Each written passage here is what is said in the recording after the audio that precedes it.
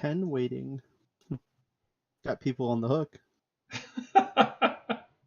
Oh man, I hope our audio is working correctly. Ever since that one time where it wasn't, I'm just paranoid about that. I'll be checking it for sure. Okay, because we're live. Oh, we're live now. Oh, wonderful. Even better. Hello, everybody. Going, Thank you for tuning in on a Friday night. We are all unwinding from a long week of doing whatever everybody's doing, and just coming to talk about some Warhammer, look at some Painted Chariots, announce our next contest, and talk about what makes an army fast. It's going to be a fun night, easy, chill night to relax to. People are painting. It's a good time to paint. Murgonk's already working away on his chariot because he slacked off for the contest. Yes, I did. I'm just but I also didn't expect to switch to two of them for.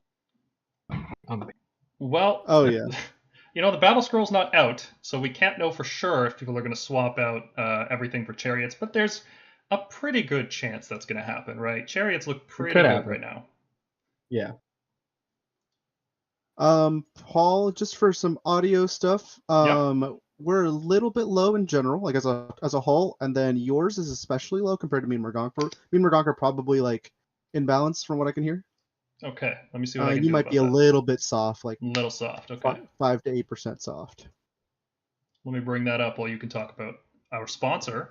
Sure, yeah, absolutely. So we do have a sponsorship with Kaiju Gaming Lounge, which is located in Orlando, Florida, sunny Orlando.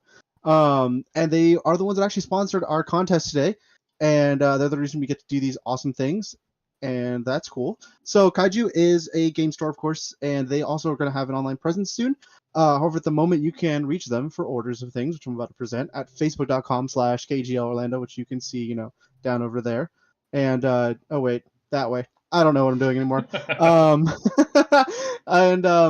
Yeah, so what they do is they can do custom measurement tools. So like this is my Tal one. They don't quite have a Stormcast one, but I'm sure they'll get on it soon. But I just picked up a Tal one because they have a Grand Alliance like Order, Chaos, and such right now. But here's a Tal one.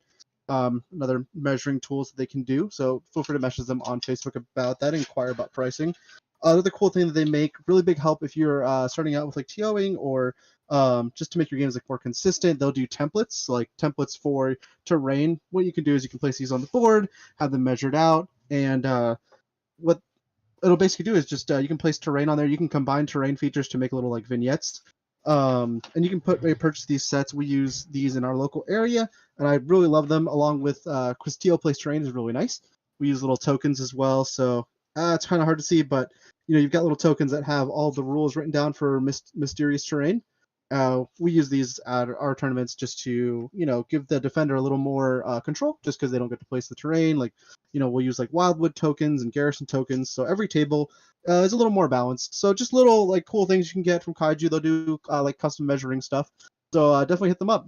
Really great guys. One of the owners. He's bomb, and maybe we might have him on the podcast soon, talk about some chaos, because he's a big chaos lover. I don't know if people are we allowed to talking about chaos yet?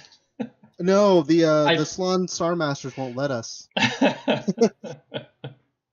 it's actually not part of the great plan. No, it's all part of the great plan. It won't be discussed yet, but it will be, because I think Slaves to Darkness is a very interesting army. Stormcast can mirror off them very well. They're also a bunch of armored, tanky boys who just want to get up in your face. So it'll be very interesting to do a review of that battle tome. I also wanted to. I'm looking forward. Yeah. I don't think it's as good as people think. I think it's good, but it's not like. That's been every battle tome. We'll save it. We'll save it. Yeah. Okay. We'll all right. Anyways, one last thing before we get started. I do want to give a big shout out to Chuck Gavlik, who joined our membership at the Redeemer tier. If you guys do want to support us in doing a bunch of crazy things, like we're going to have some Stormkeep dice that we're trying to fund, and among other little projects, you can support us down below with the YouTube join button. We have Patreon still, and I think it's just those two, right? Yeah, we should probably mention it more often. I feel like we used to do a much better job of talking about it, but I don't like pushing that stuff on people. If people like what we do, cool. If people watching it is good enough for me. Like, I'm not, I for real. That's enough for me. But if you do feel inclined, hit us a like and subscribe and such. It really helps us out with reaching more people. That's kind of the Yeah. bigger thing, is the more Get people we can influential reach. with Games Workshop. Eventually, might get tomes earlier if I we don't get have large to. enough. No, I do not want a sponsorship with Games Workshop. So do not subscribe. Do not like this video. Do not like this video. Oh man. But do definitely join our Discord. Our Discord is a really fun place. We don't only discuss Stormcast. We actually have a very active set of Seraphon. channels for very different factions. So really fun time. We theorycraft and we talk matchups. We talk everything, from both this side of Stormcast as well as the other side. Like we were talking about today. It's like, hey, how do I beat this Stormcast list? I'll tell you how, honestly. Yeah. We can tell you. Like, we don't keep anything a secret. We're not. No, we really don't. We put out the list tech and everything. Like we just, we don't. Yeah, we're not Stormcast premise. Yeah, we're not. Yeah, elitists. We just really like. All right, let's jump into the first topic of the night: the painting contest. So our painting contest. Kind of weird. Sorry, balance is still weird. Okay. I was just saying, you said battle scroll kind of weird. Oh, yeah, I wish. Right? No, maybe next week. We'll see. We'll see what happens. So our first topic today is our October painting contest of Stormstrike Chariots. So Chariots are awesome. They're fantastic models. They're also really, really good in the game. I think we might be bumping them up a tier next time we do a tier list, just because they seem really, really good. I've been convinced. Especially now. I've been convinced that you can run them just as like your main hammer. You don't need anything else. Like melee wise, I think they can just do it. They're really good. So anyway, we decided to get people to paint a bunch of them. And let me turn off the Discord pop out, and there we go. So you can see here, here's some of the chariots we painted up. The gang, the podcast gang. There's James's chariot on the left and mine on the right. And we can jump into our entries. So we had, I think we had about 20 something entries this time around, and people had only about 3 weeks to paint them. So a lot of these were painted before the contest started, and I think going forward, what we're going to do instead is we're going to have a nice 4-week period, give people an extra week. They can finalize touch-ups. This model is actually quite a bit bigger than most of our normal stuff. We're usually like paint 5 Vanquishers or whatever, which doesn't take as long, but this one actually requires a lot more effort because you've got different textures on the. It's got a huge base. You've got different textures on the mounts. You've got different textures on the riders and on the chariot itself. So it takes a bit more time, and that probably won't be a problem in our next contest, which we'll announce right after this one. But we'll get there. Yeah. All right, so let's take a look at the honorable mentions first. First up here is an honorable mention for Casserole. I am a big fan of the execution here. There's a lot of small details, like the textured fur on the Gryph-hound. You can see that's done with brushwork. Each one of those lines is painted individually. I like the color scheme. I think the bone white with like the on top of their head for the Gryph chargers looks really distinct.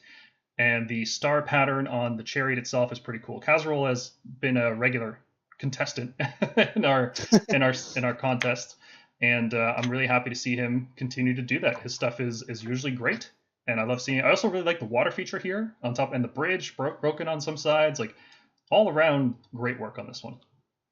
Yeah, the fur really has me. Yeah, that's just so good, and I really like what you did with the base there. The bridge is super neat. That's a cool, like, you did the water with the resin. It was, yeah, man, I really like that.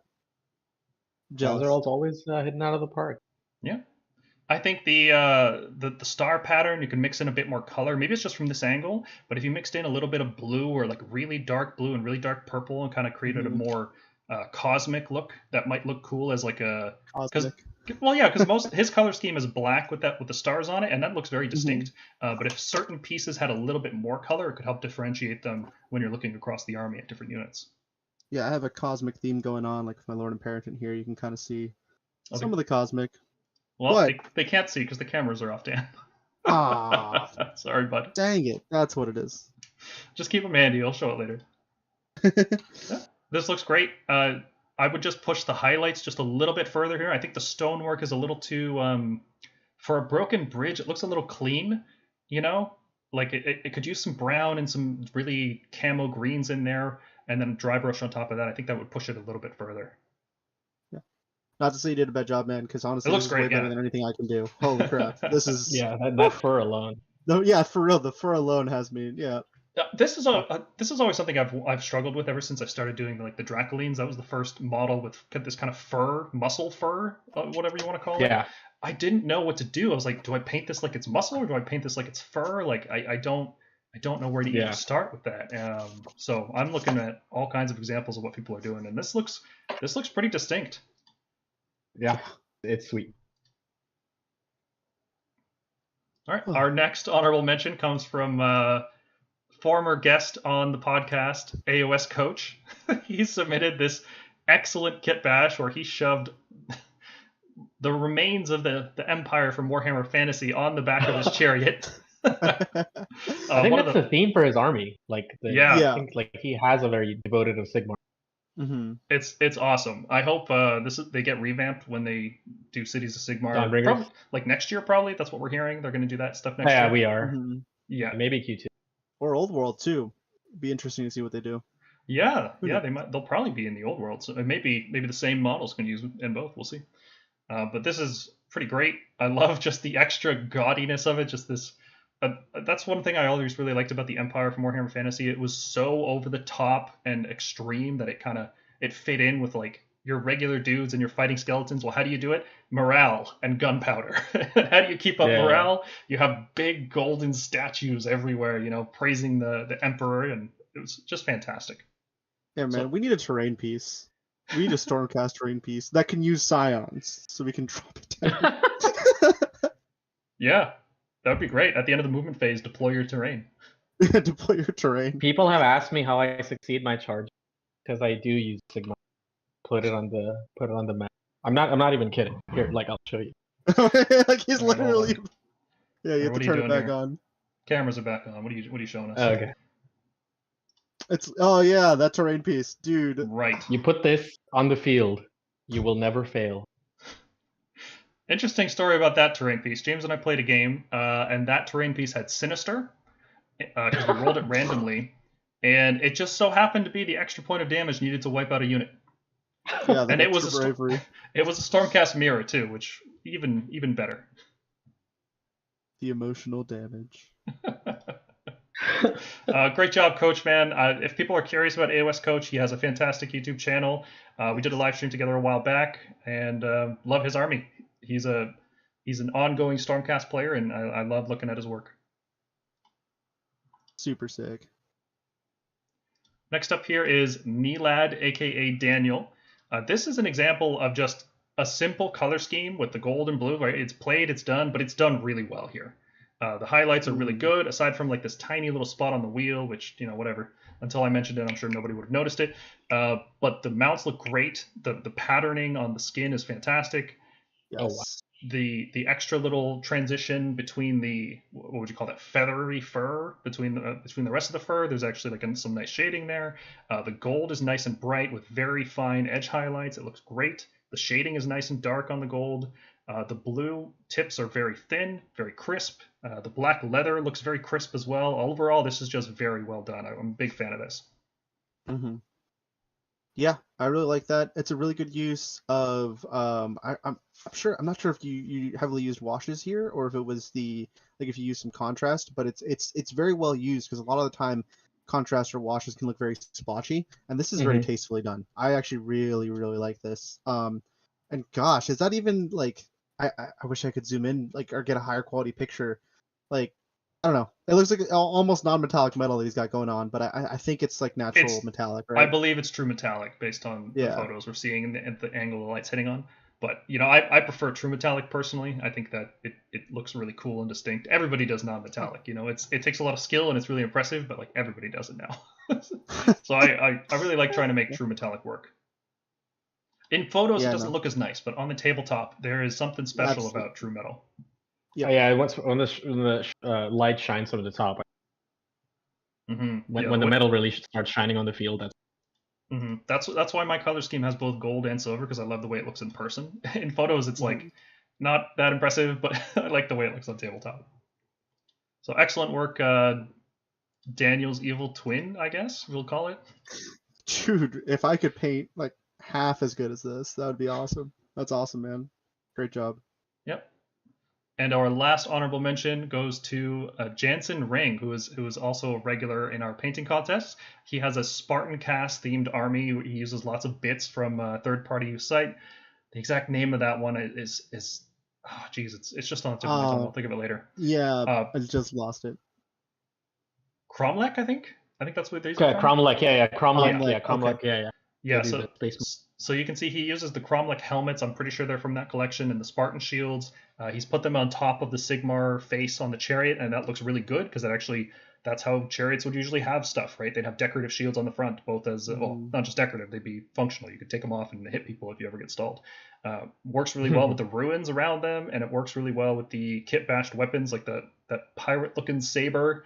Looks very distinct. Different colors on the mounts, which I really appreciate. Spartan saber still, yeah. No, because Spartans used gladii, right? They didn't really have sabers. Yeah, but that's very close. That's extremely close. Well, it looks cool. There's no doubt about that. But the basing, though. The basing's gotta great. Love the basing. Yeah, I love the use of those ruins. They fit really well. Good, and I'm a sucker for those like nameplates when they're tastefully done because I see them done badly, but this is top tier. I've tried to paint the names of models on the rims, and it always looks terrible. And I'm thinking maybe I just get them printed like this. Yeah. Yes. They look a lot better and a lot cleaner. Yeah. Very well done. Here's another thing. I don't know if you guys noticed this, but the left one, the purple pink mount, it actually looks like it's trying to dive over that ruin there, which looks really cool. Right? That was a pretty good. Yeah. The composition there is pretty good. Yeah, I can see. You definitely probably used like a contrast paint on that skin. It actually works a lot better than I thought it would on these grip chargers. Come with the word. All I did was thin down contrast, and then I dry brushed over it, and then did some more contrast on the hands, and it looks good. These are great models for contrast. Okay, on to our winners. In third place. Wait. Oh, sorry. Nope. There's one more honorable mention. Sorry about that. Bad. This is a professional stream, I swear. Another honorable mention here. BCP pointed out, just saying, they did go with the bow. That is true. Oh, yeah. Maybe the last picture. Point. I don't know about the bow. Oh, boy. Sorry. Anyways. My chat's not working, so I'm going to have to leave that to you. Will do. Odd. Okay, so our last honorable mention here is from Knights Excelsior, who has really done a fantastic job with the object source lighting here. The really almost look like he's running on Mars, the sand, the dirt, everything that's beating down from the bottom of the mount using this hot element, and the cool of the blue and the lightning flashes attached to the weapons. It just looks awesome. This looks really, really good. It looks like those red sand chariot races. Yeah. Like they used to have chariot races. It's the red sand kicking up and marking the underside of the chariot, and they're cutting through like some athermatic air. So their weapons are literally cutting through the air. Yeah, that's exactly what it looks like. And you can also see on the chariot itself, like the Sigmar eyes are glowing. I think maybe he meant to have the mounts' faces glowing as well, which that part's a little odd. I don't know if their faces are supposed to glow, but either way, is it a glow? Cool. Is Look, just if like you use flaming weapon on beaks now, because you can. Just find a way to give these guys an arcane tome. It's really well done. Excellent use of color, hot and cold elements. The base is great. The rim is, the rim could use another coat. You guys know how I love a good rim job. Yeah. Okay. I'd say my one thing that probably kept this out was a little bit of like, it was a little too much of the orange. It was overpowering just a little bit. And it's very slight. But overall, dang, very nice, very nicely done. I don't even know. Like I don't have the painting expertise to even tell you how I would want this to be even better. No, it's great. It is a great entry. And now, finally, on to our winners, right? In third place, we have Hulkamania, who was also one of our finalists in our previous painting contest. He's got a very striking black and gold Stormcast theme, which is it gets points around here. People really like that theme. But he also just does really good work in general. You can see there's actual little stitchings on the leather there. It's not just thick edge highlights. He's actually got little dots there to kind of imply that there's threading on the leather. The base is very simple, but it also uses shadow very well. You can see that the shading inside the dirt there, that's not from the lighting. That's actually painted in there with different washes and whatnot, which is very good. The edge highlights are pretty good on here. But overall, I really like this. He's gone for some chipping on the armor as well. I think that could be pushed a little bit further, but it's more of an attempt than what I've done. That's for sure. Got Carl in the chat shouting out the slaves coloring black, red, and gold. It's anvils, okay? It's anvils. It looks good on Stormcast too, man. Yeah. Also, Slaves to Darkness is bronze, sir. It is not good. I will fight you on. Slaves to Darkness have little leather booties, and I will never stop making fun of them for that.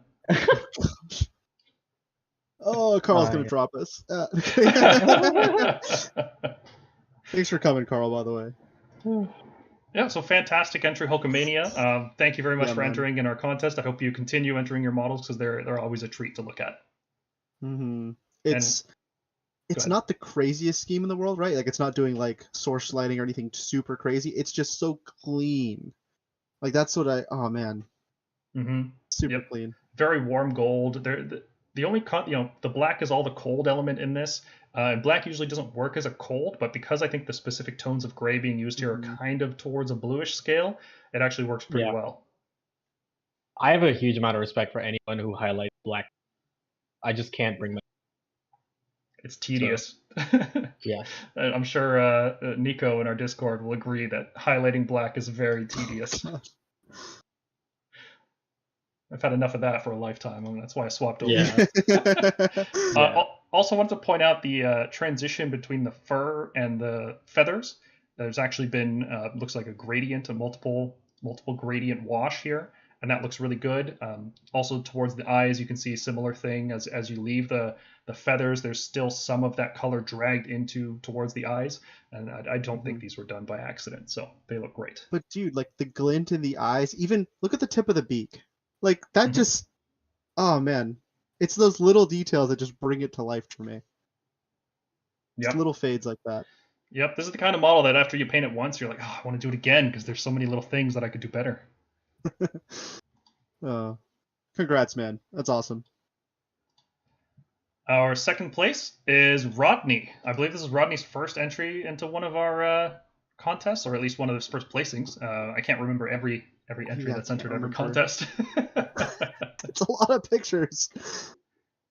Great inspiration, by the way. We do leave those up in our archive so that you can go back and see like some inspiration for how to paint the models that you love.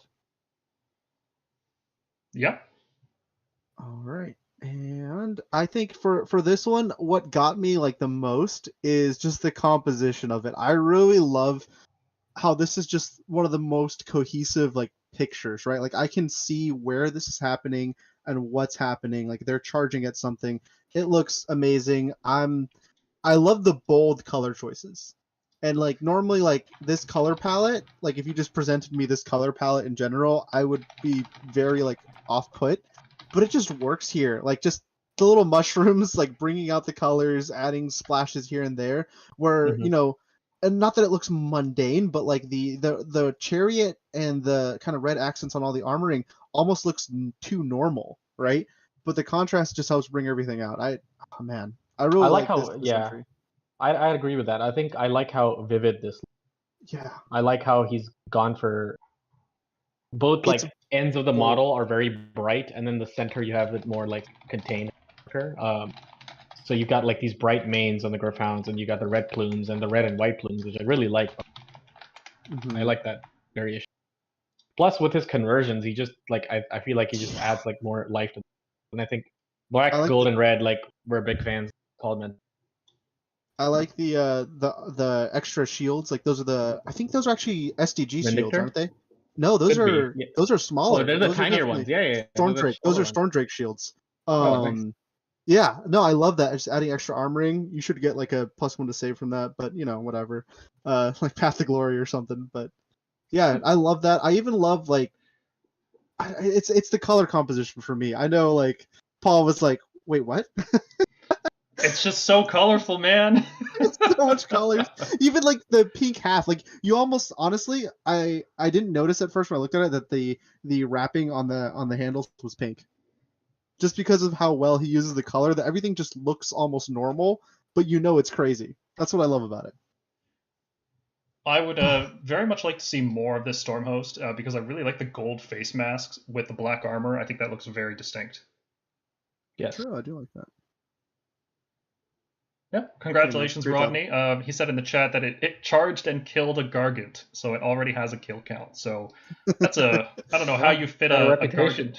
You're gonna fit a Gargant head on there somehow, but Jeez. yeah, looks great. I do like the banner as well. That's a really cool addition. Mm-hmm. Okay, moving on to our first place. It is going to be Ox King with his spectacular kit bashed entry, following in the theme of his army, which is a very, I don't want to say monotone, but it's got a color palette and it uses it well. It's like this kind of beige and blue and silver kind of thing going on, and his army's phenomenal, and his chariot is no exception. There's so many bits on here. It really just expanded the concept of what the chariot could be. It's really, really well done. I like the Sequitors on top. They look like they're ready for a fight. I like the Sequitor Prime there. Normally she's holding a shield in that arm, and instead she's resting on the chariot. Just looks so great. Yeah. The Vindictor Spear. Oh man. Yeah. We've got some more shots of it here just to get additional clarity. He's added extra Griffhounds to the base. Oh yeah, running along. Oh, man. He's using the evocator staffs as spikes. Saw the legs off of people. Yeah, Chariot they're spokes. goes by. It's great. Ox Oh, King man. has called himself. He says he's not the best painter, but he really understands composition and color well, and his style more than makes up for any technical lackings, let's say.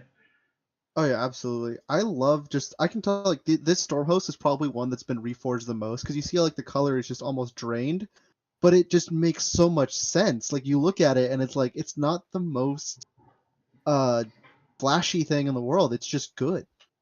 I don't know. It's great. I'm a big fan of it. I think Ox King has been submitting to our contest for a little while now, and I'm glad that he's able to take home a win finally. Mm-hmm. His converted army looks. Yeah, it looks I love really his good. Annihilators. His Yeah, Annihilators if you ever pop into our Discord, guys, like check like it's worth like looking him up by user, just checking his submission, the works in progress. It's really. Mm-hmm. I should have asked his permission before doing this, but no, you know what? I don't want to throw his Instagram out here unless he's given us permission. So find him on our Discord, ask him what his Instagram handle is. It's fantastic. His whole gallery is just exceptional, especially his Annihilators and Gardas. Those are my favorite pieces. Mm-hmm. Oh man, yeah, his Annihilators. I'd steal those in a heartbeat. You can do it. You can do it yourself because we actually have a guide for it in our Discord server. So if you're ever interested, you can make those yourself. Okay, that wraps up this painting contest, and I wonder what the next one will be. Well, let's find out right now. Our next painting contest starts actually right now. I'm going to go to the Discord. I'm going to move the channel, and everybody's going to be able to enter their favorite Lord Commander. You can paint either Bastion Carthalos from the Hammers of Sigmar, or you can paint Gardas Steel Soul. Either one is acceptable. Please don't submit 2 models. That would be unfair. Just submit 1. Like I said, we're going to have 4 weeks to paint this model. And if you jump into our Discord and enter your model, you will have a chance to win fabulous prizes. I would announce what they are, but we are still waiting to confirm 1 or 2 things. I don't want to promise something and then have to switch it out last second. So that will be announced very shortly. And big shout out to Kaiju Gaming Lounge for helping us sponsoring these painting contests, because these are a lot of fun to do. Oh yeah. Now, I don't want to hear any comments about how Bastion or how Gardas is not the Lord Commander. Let's be real, guys. He is the Allegiance ability. He's the Lord Commander. Like, come on. He's literally the Allegiance ability. He actually didn't he get offered the position? He just denied it for now. Yeah, he's too Chad to be a Lord Commander. He's too good. For real. Yeah. He's got Gardens of Nurgle to run through. Yeah. And he's got better Charging rules. Be'lakor by himself. He definitely has a better rule set, if nothing else. So he's got that win going for him. Yeah. I'll take it. S tier Chad.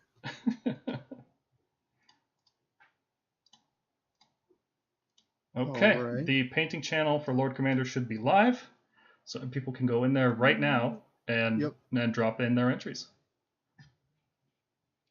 All right, moving on. Topic of the night, huh? Our main subject: what makes an army fast? Because we've talked about this indirectly a few times on our podcast. We'll always bring, especially when doing reviews of armies. This came up when we were doing our How to Counter Nighthaunt episode recently.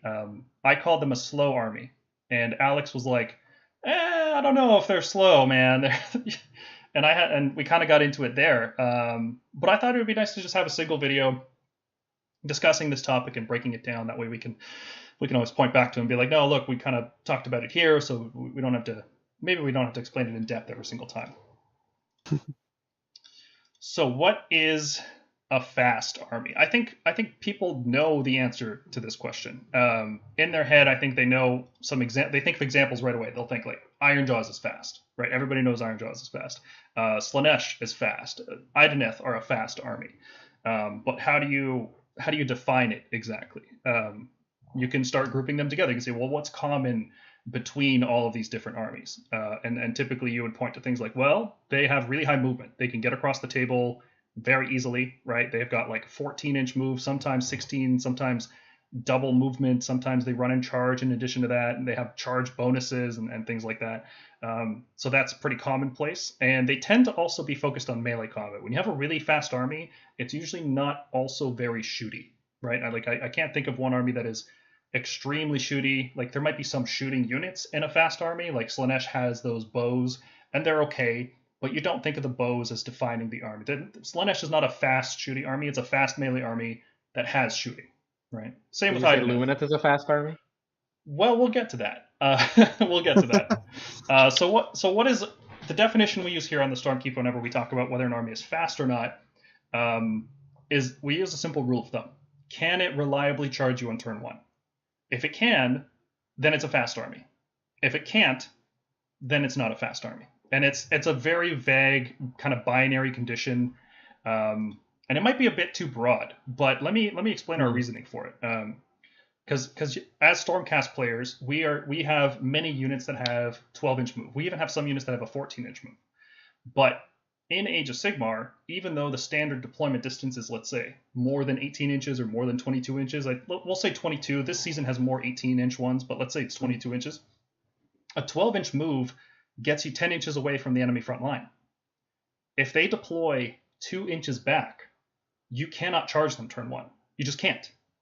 Right? You have to have an enemy within 12 inches, and they would be 12.1 inches away, and you would not be able to charge them. 14 inches, that means your opponent has to deploy 4 inches back, and it gets a little bit harder.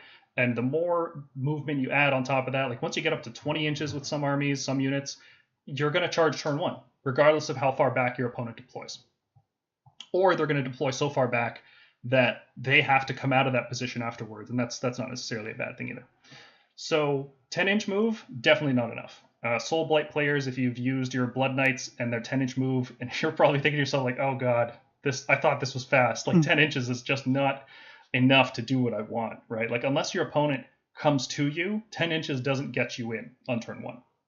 9-inch charges from reserve, not reliable enough, right? That's why we qualify this to reliably charge turn 1, because Stormcast could drop half their army and charge with it if you roll a bunch of 9s, but that's not, like, you still don't think Stormcast is a fast army, even though they have that capability.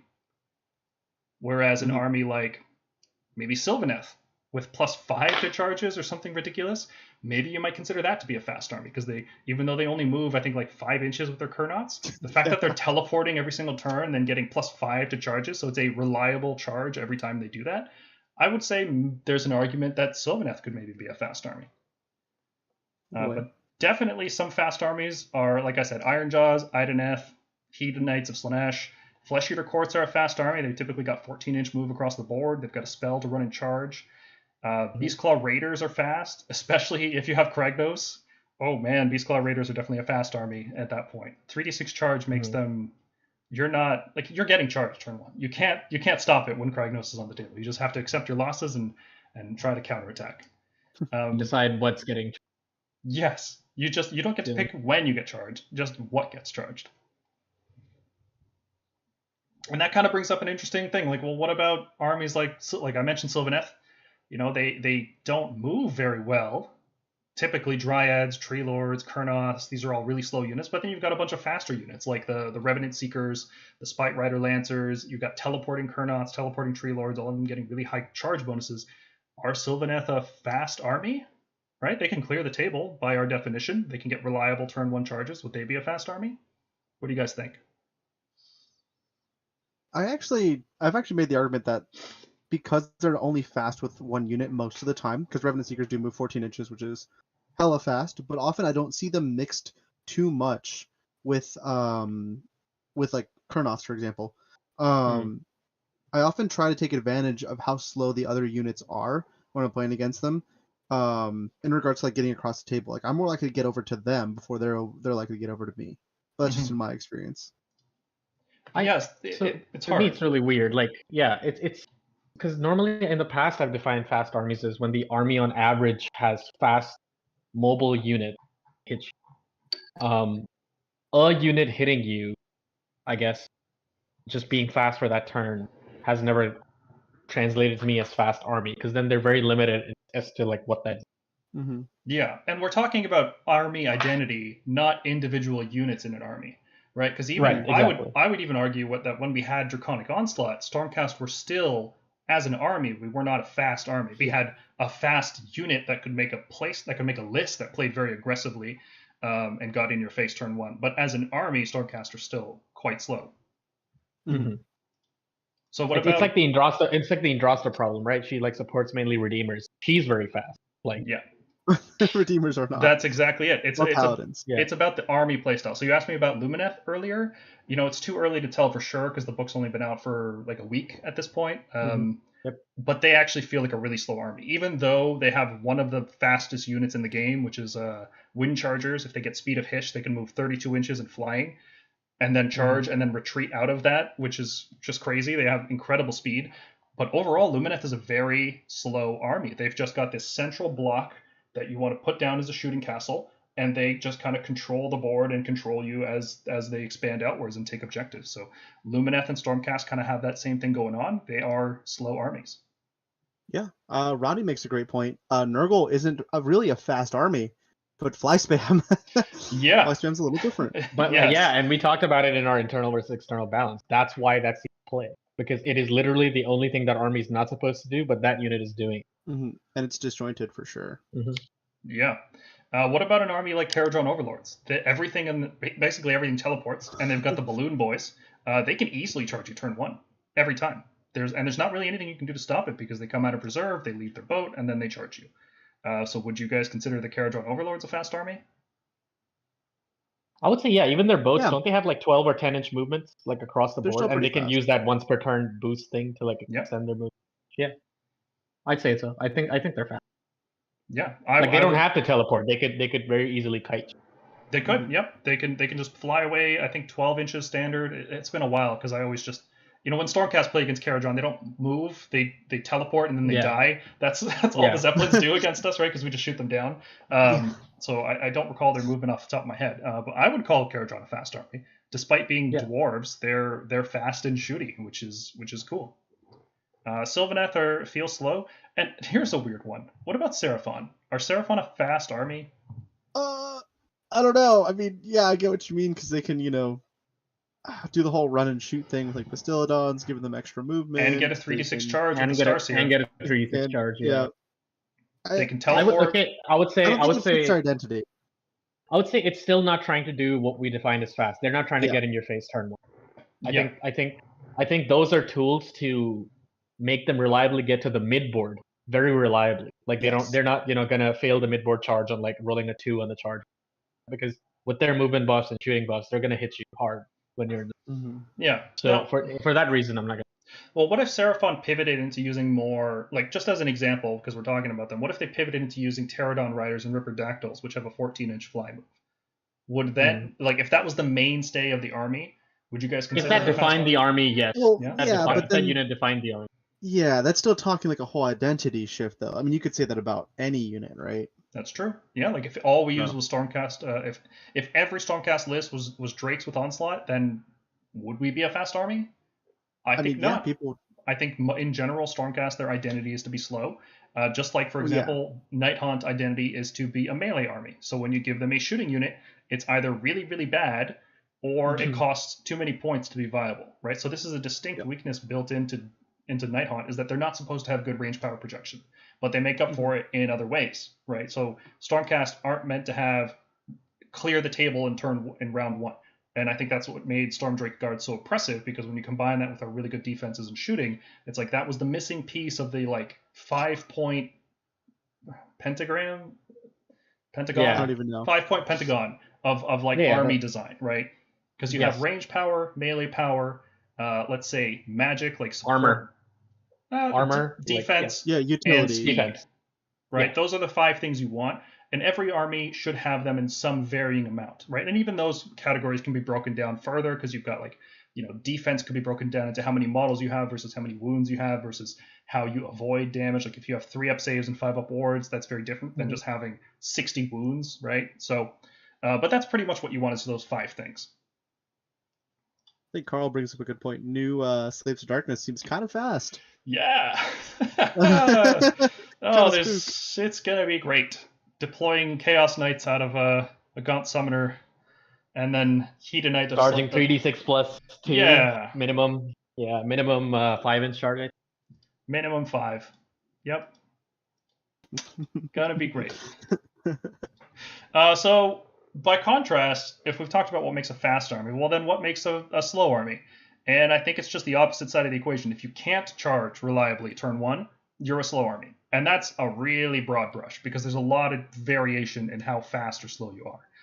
I would say Sylvaneth are a slow army, Stormcast are a slow army. Both of them have speed elements that you can bring in, and you should, frankly, because if you just try to play a pure slow army, probably not going to work, right? Like, it's really hard to play a slow army. Like, a slow melee army is probably the worst thing in the game. I don't think that tactically works very well for anyone. Nope. And that's what ogres suffer from now. And that's what Khorne suffers from. Yeah, Khorne suffers. Yeah. Well, I don't know, actually. Khorne has a fair bit of run and charge in it. It's that they can run and pile in 6 inches is the big thing right now. They've got combat tricks, for sure. Yeah. Anyway, so slow armies can have fast units, right? Like, we've got chariots. What a great themed stream for this, just following up on our chariot contest. So chariots are a faster unit. 12-inch move is pretty good. We've got prosecutors who have a 12-inch move who can also charge 3d6, so there's some speed there. But prosecutors do approximately 0 damage. So and they just die to a stiff breeze. So even though they're fast, they're terrible at every single other thing. And I think, after more than a year with the Battle Tome, that's very obviously because if we had a fast, punchy, durable unit, well, it would have to cost a lot more than 110 points, right? So it's like, yeah, the unit is only fast, but it's good because it's an army that's slow. Yeah. So that's an interesting niche. That's all you need. Yeah. And that absorbing Unleash Hell. Oh my gosh. Yeah, it's very useful. And that's probably, your job. Get shot. That's probably why Kurnoth Hunters are so expensive and inefficient damage-wise, right? Because Sylvaneth are not a shooty army in general. And Kurnoths have always been inefficient damage. The Great Bows, I mean, at least. They have never been this like, oh, I'm super scared that my opponent brought 6 Kurnoth Great Bows. I'm really worried that they're going to take out my units. Like, they're not like long strikes. They're not like Caradron shooting. They're not like Lumineth shooting. They're not a huge threat. It's a threat that you have to answer eventually, but it doesn't have to be answered turn 1. You can give them a couple volleys and still be fine. And that's because Sylvaneth aren't a shooty army, I guess. That's their identity. Seems like an intentional design at this point. Yeah, they're mainly magic and melee focused for the most. Yeah, which elves, frankly, should be magic focused, right? Except Idoneth, because they're literally mistakes. They're mistakes of the mage god. So, their magic is sort of, think of it as built. It's inherent. That tide thing they've got going on. I mean, if that was magical buffs, that'd basically be it. That's what for real. Yeah, you don't have to cast tides. You just have them. That's true. Yeah. So I've always said Sylvaneth is basically a shooting army, right? Like, when you have Strike and Fade, you don't treat it like actual melee. If you treat it like actual melee, you're gonna have a bad time. I disagree, because you still have to charge a screen. With shooting, our advantage is, like with my Raptors, I can shoot something that's behind your like little line of skinks or marauders or what have you. But Sylvaneth, when they charge a Kurnoth, if you place a screen, they have to charge that screen. They don't have like fly on the Kurnoth. They're not going to charge past it. Well, that's So, what Dan you was know. saying, is that that's effectively making that Kurnoth unit a Yes. shooting unit, because you fight and then you're just Mhm. gone, right? You don't gain control of that territory, the land that it was occupying. Yes. You kill the screen, and then next turn you charge in against something else, and that's how. Okay, yeah, okay. It's basically That's shooting. what when I was talking Sure, about like okay. the general strategy, is like you treat Mhm. Sylvaneth like a shooting army with a downside. Of course, they can elect to stay, but oftentimes they're not until obviously later in the game.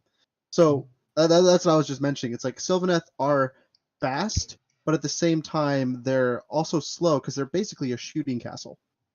Yeah. It's kind of weird to say that, but Yeah. Sylvaneth is like a shooting castle Yeah. It just with it's just you're limitations. just throwing grenades at your opponent. But you do trade the downside of having to, screens to the fact Yeah. that when you do teleport and get in, you can elect Yeah. to stay, which is something that shooting cannot do.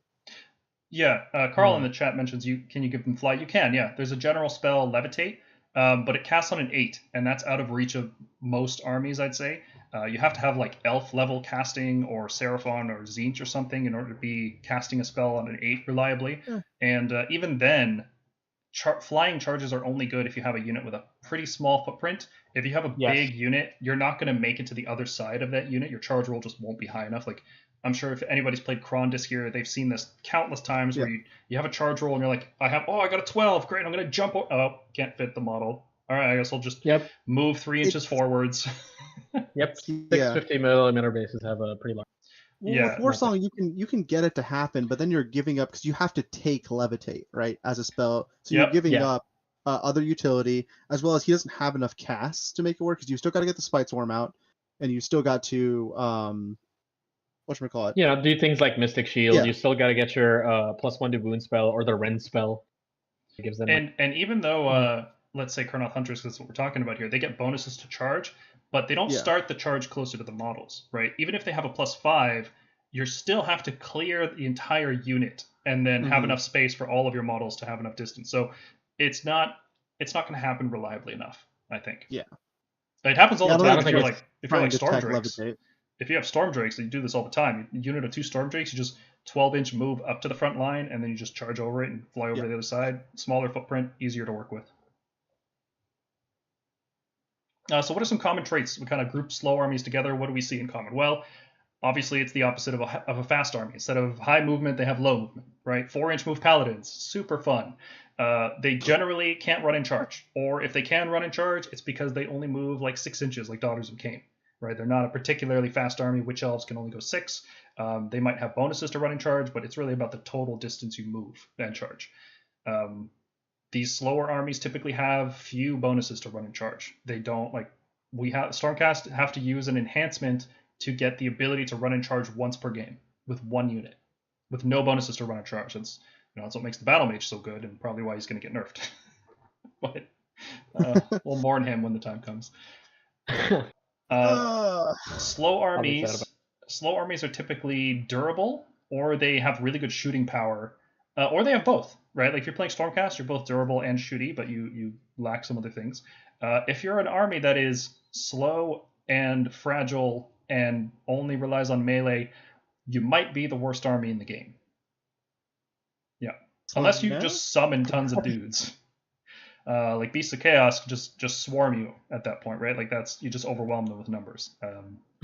It's just about wound density at Chaos. Yeah. So what are some slow armies? Well, we've talked about Stormcast. They're a slow army. We've talked about Lumineth and the reasons why I think they're a slow army. Even though you can have 32-inch wind chargers, flying out and shooting a whole bunch of shots and then dying horribly the next turn, but that's still a crazy amount of distance. They're not a fast army. They want a shooting castle setup. They want to keep everything together with their wardens and sentinels and ballistas, and then they want to bring 1 or 2 fast units in order to push out after your opponent is engaged with you, almost like picture wind chargers as like a shooting riposte unit. You're gonna take over the board after your opponent crashes onto you, or threaten any vulnerable position, right? Like, oh, my opponent has 6 long strikes way back here, all the way on the other side of the board. Well, guess who has a 32-inch move? It's the Wind Chargers. Yeah. So that's going to be a good counter to that. Cruel Boys are a slow army, and that's interesting because you never think orcs would be that slow. Maybe I'm just played against too many Iron Jaws and then thinking about it like, yeah, Cruel Boys are are pretty dang slow. They want shooting castles, right? Like I can't think of any other kind which of list. which is why they're the only orc army with any like kind of dangerous shooting. Yeah. The only destruction dangerous. army, period, with dangerous shooting. Yeah. Yeah. I mean, they have Gits, that terrible. Oh, sorry. They have that terrible combo of slow. And then I mean, while their shooting is very good, they still need to have melee. Like you have to have melee. And Cruel Boys, it feels like they only have shooting. yeah, and their And shooting that's is it. They have outclassed one. by other armies, And unfortunately. yeah. So when I was talking about an army that's slow and relies on melee and isn't very durable, and it might be the worst army in the game, it's Glimpse by Gits because they are slow, they rely on melee, and they're not very durable, and they don't really have the mass summoning or just raw efficiency of like Beasts of Chaos. And really, they're in an unfortunate spot because of that. There's nothing that they do particularly well to threaten their opponent right now. They're made even slower because not only are their units generally slow, but they are forced to remain around that shrine of theirs for the most part. Oh yeah, which is brutal. Yeah. I think they really got to rethink what that faction should be doing. Yeah, I have a funny feeling they might get Beast of Chaos with what the shrine. Like, I just have a very funny feeling. Maybe. I mean, it makes sense for them to want to hang around their little clubhouse, right? So we'll see. Gives them run and charge around it or something crazy. Maybe. Let's just hope they don't just give them -3 rend. Oh gosh. Fanatic They already have steal. -3 rend. Fanatic steal D6 mortal wounds each on the charge. Oh gosh. Yep, that would be crazy. But who knows? We'll see. Fire Slayers are a slow army. There's a build right now where you spam Magmadroths, and they're 14-inch move, and that I would say that qualifies as fast, right? But they still have all these little support heroes that hang back. You don't just like there's even builds where you have 4 Magmadroths and a Kron Spine, and all of that moves forward. But you still have a Battlesmith, you still have a Rune Smiter with a block of dudes. Like this is a slow army that has fast monsters, which is cool. That's a cool twist to what a dwarf should be, right? Like Caradron and Fire Slayers are both really cool twists on dwarves, and I really like them. But they're dwarves. They're not a fast army. Skaven are slow. Warp Lightning Cannons are slow. Storm Fiends are slow. Everything except Thankful surfing around on Lauchon is slow. That is definitely a slow army. And you'll notice all of these armies are typically durable or shooty or both, except Gits, because they're in a rough spot. So that brings us to the question of Nighthaunt and Nurgle. Are these fast armies or slow armies? What is going on there? Because Nighthaunt, they can deep strike in, put a bunch of dudes in your face. They can put some hex rates up front. They can teleport a bunch of units around. Are they a slow army? Does 8-inch move, not being able to turn one charge off the break, but isn't that like don't all these teleports kind of compensate for that and make them fast? What do you guys think? For the same reason that we're not that fast for deploying out of Scion, it's that 9-inch charge. Like, sure, if you've got some hot dice and you're feeling lucky, like you can go for it, and I mean you'll get -1 save every time. But it's so rough. Like facing Nighthaunt, like it's a measured game. Like they just want to be in the midboard, and they don't want to have to run up to you. Like they can try to play like maybe after this season they might play like a cage you in style. They might bring down a bunch of chaff around you to not let you move out. But I don't know. I don't see it. I will say, out of all the infantry only armies, they're definitely the fastest. Yep, 8-inch across the board is good, and flying is good and too. they need it. Yeah, and they need it because otherwise they wouldn't be able to retreat and charge in a lot of. Yeah, a lot of if they brought like a big block, they'd just be stuck if you were played. Yeah. So I think they can be fast, but I don't think their play style is very fast. I don't think that's an army identity fast. I think it's like faster than normal infantry army, but I would say their play style is still like they're a somewhat slow army that just sort of moves up and dares you to. Yeah, goes into the midboard or hopes for 9-inch charges. And if they fail, they're stuck in the midboard again, right? So yeah, if your turn 1 is just moving your army into the middle of the board, that's not fast. That's a slow army. You're giving your opponent time to react. And then Nurgle, of course. Right now, it's a fast army. Right now, it's a super fast army. One of the fastest, most reliable charging on turn 1, but that's obviously not by design. The Nurgle shouldn't be a fast army. They are durable. They are everything else in the book is slow. Great Unclean Ones are what, 4 or 5 inch movement, like this huge monster, something like moving something 5 inches. Like it barely moves its own base length, right? Yeah. That's not supposed to be a fast army. And I feel like the last couple books, they've always given them just a little bit of speed, and then that's automatically what everybody gravitates towards, right? Like in second edition, they had the trees giving everything around it a running charge, so people were spamming flies and Great Unclean Ones and running into the tree and then running into the enemy army. And then in this edition, they have the pre-game move with the flies, so that's all everybody plays, because why would you play a slow, durable army that's boring and easy to counter? Relatively easy to counter. But when you pin your opponent, well, it's on them to get out of it, right? So mistakes get made. So Nurgle is a fast army, but it probably shouldn't be. Yeah. Let's leave it at that. Just checking in on our poll here. It looks like Bastion's winning, and I'm a little disappointed. Shenanigans. The poll's rigged. It's like it's all the hammers of Sigmar. Yeah. Well, somebody's got to keep that win rate down. Gosh, no. Wow. Okay. Gosh. I will say though, I haven't played Hallowed Knights competitively. Well, you're just playing Knights Excelsior over there, styling over everyone. Yeah, just been on the. I might switch. New year, new me kind of deal. But do Hammer and Bolter. Do 15 crossbows and grand hammers. It's pretty fun. Yeah, I just love Annihilators. That's the thing. I just love how it's the good real that paladin unit is. fantasy. Yeah, it's like, bro, I wanted to run paladins. I want to charge out a deep strike because like that's why I play Stormcast. Man. Like that initial, the cinematic where like the Stormcast deep strike and they charge wade into the enemy. Like, come on, if you're not doing that, if the book doesn't let you do that, what is the point? Like, what is the point? Oh, you know me. I just love the shooting castles with Stormcast. That's always my. No, I mean that's good too, but I'm like that's mainly what disappoints me, right? It's like the Imperator and Annihilator is a good combo. Like that's why I was like mad about Gabriel, because I'm like the identity of the army is coming down and charging you. Mm-hmm. They have no bonuses or anything to that, which is why the Imperator, in my opinion, is tier hero. Yeah, that's the army identity. Like that's just me like talking about Stormcast fluff. That for me that is Stormcast. That is essential Stormcast coming out and just being in your. You're cutting out a bit there, Morgan. Oh, just at the end. It's okay. Okay, so if Nighthaunt and Nurgle aren't fast or slow inherently, well, let's talk about one last concept here: speed versus mobility. So speed is how far you can move, right? Just Iron Jaws hoofing it across the board, they're a fast army. Mobility is how freely you can move. So do you have things like teleports that can get you out of combat or just transport you to the other side of the board?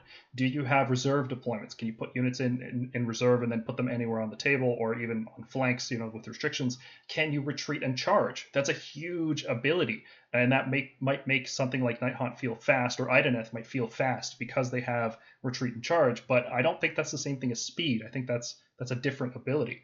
Flying is in that direction. Like Iron Jaws are super fast, but they hit the wall and they stop. Like whatever you put in their way, that's what they're fighting. They can't jump over it, unlike other armies which are more mobile.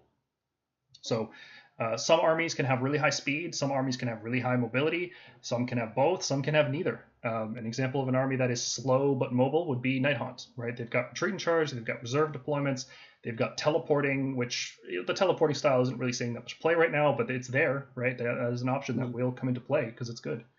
And then armies can be fast but immobile. So Iron Jaws, like I said, they've got Mighty Destroyers to double move units.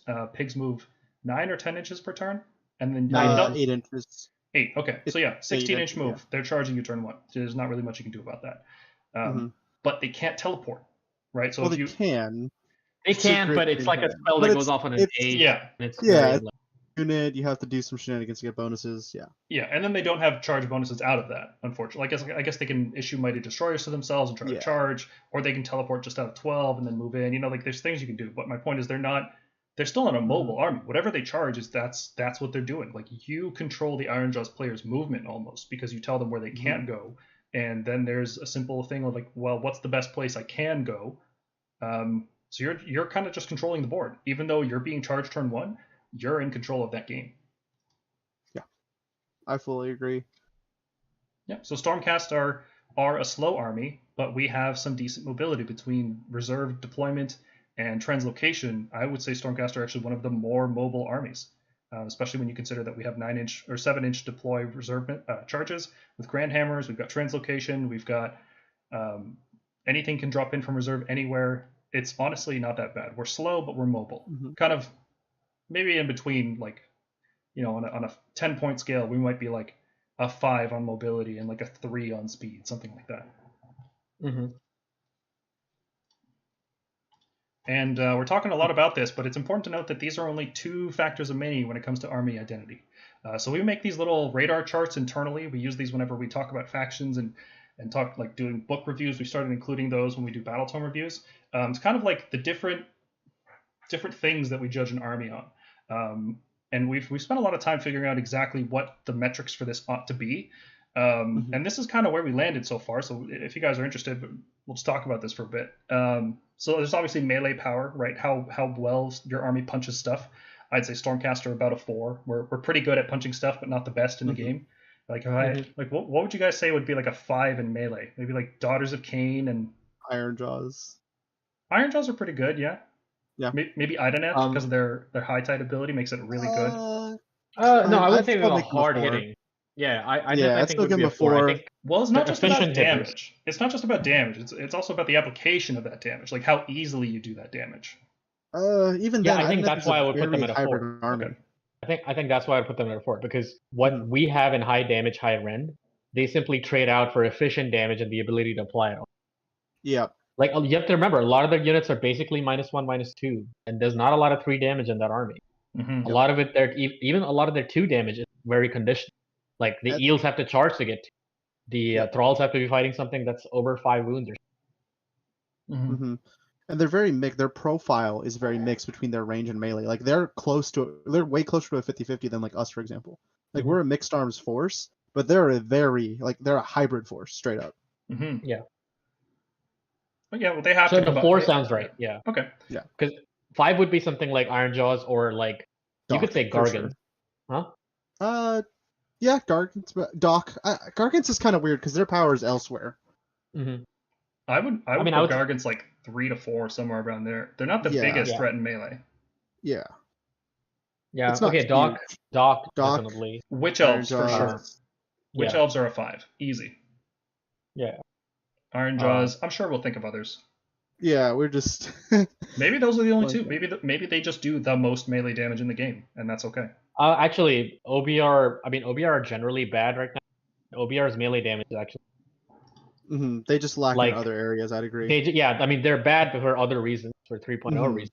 Their melee power is actually stupendous. You're talking about guys that hit on 2s, roll 1, exploding on 5s, -1, which can easily go to -2 with a simple application of a command.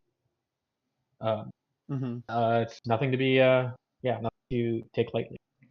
Okay. All right. Ranged. I think Stormcast is the best ranged army. Without a doubt, Stormcast are the standard that every other ranged army should be compared to. Not just because our damage output and shooting is ridiculous. Like, it's the highest. Maybe Daughters of Cain double tapping is comparable to us, but it's like we do it better because we teleport before doing it. We can keep our reserve units and then drop into play and do it, and we can translocate them around. So because those 2 tools exist, our shooting is really high power. Like, compare it to Lumineth shooting, right? 30 sentinels, 30 shots, 10 mortal wounds on average, and the rest of the damage is pretty much negligible, right?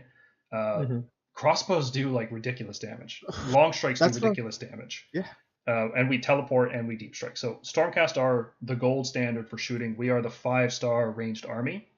I would put Lumineth at like probably like a 4. Daughters of Cain at like a 4. Like, they're good shooting armies. Daughters of Cain gets kind of up there. It is, yeah. Our standard. Yeah. And it's weird because, like we talked about before, KO is a ranged army for sure, right? Because they have a lot of their damage application in range, but it's not.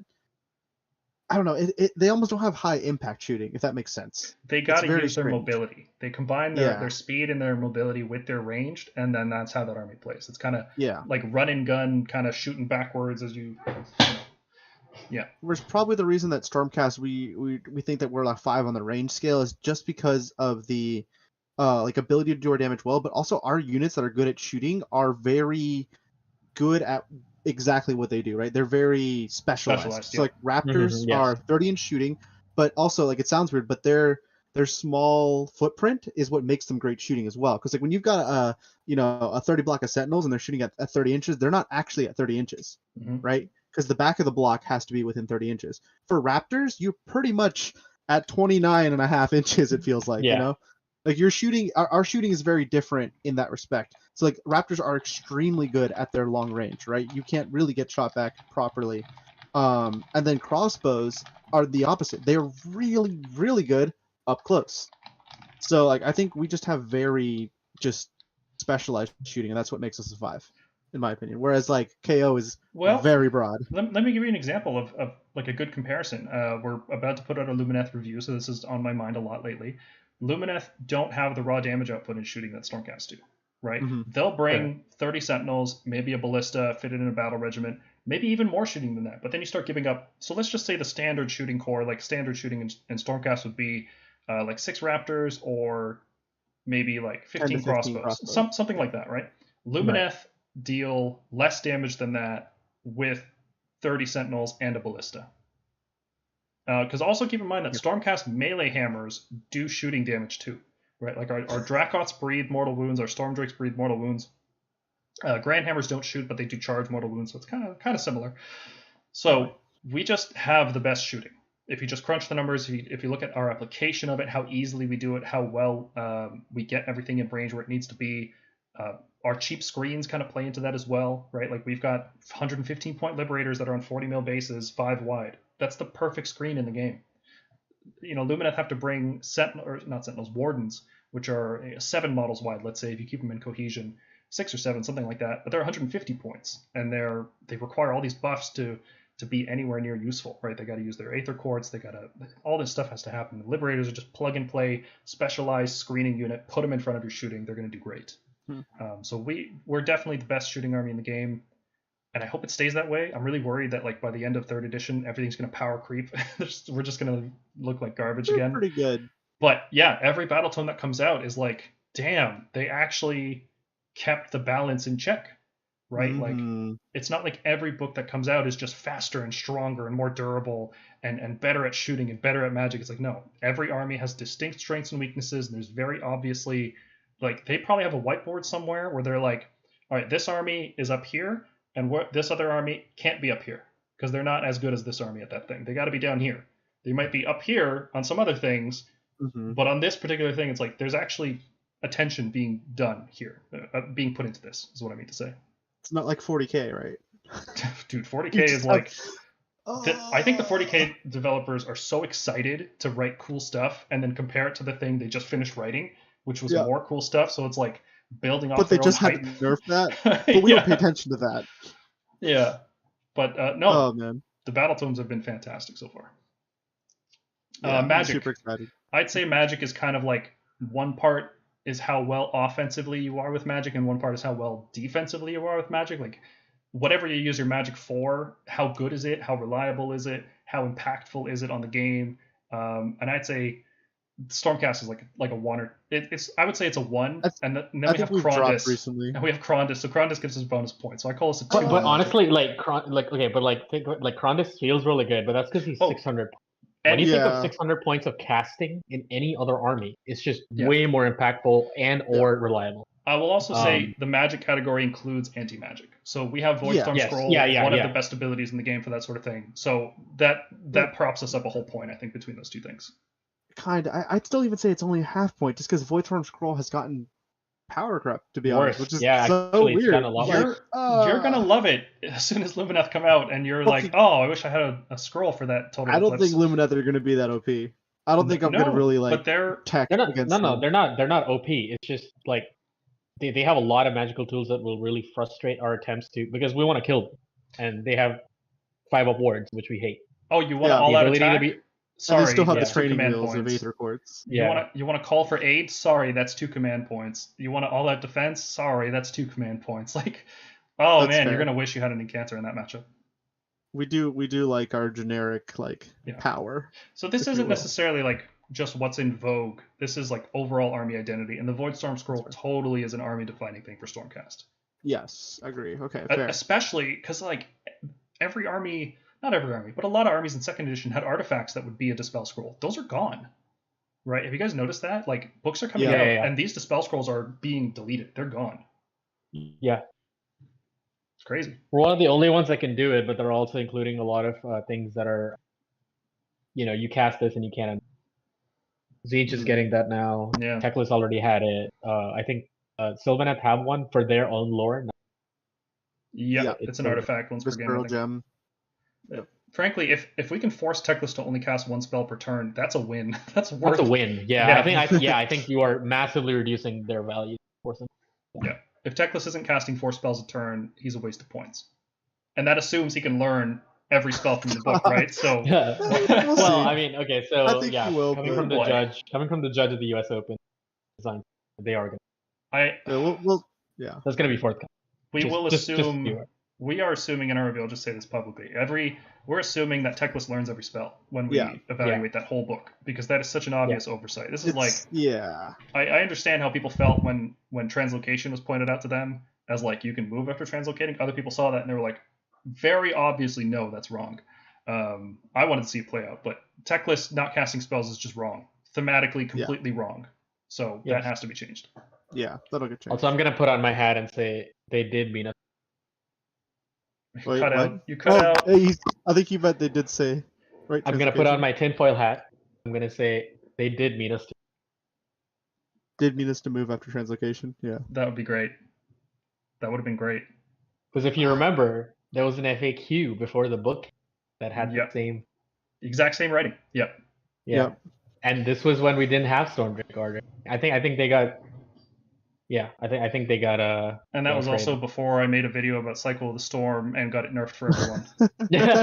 Thanks, Paul. They're just like make it completely terrible. Stop that. This man doesn't.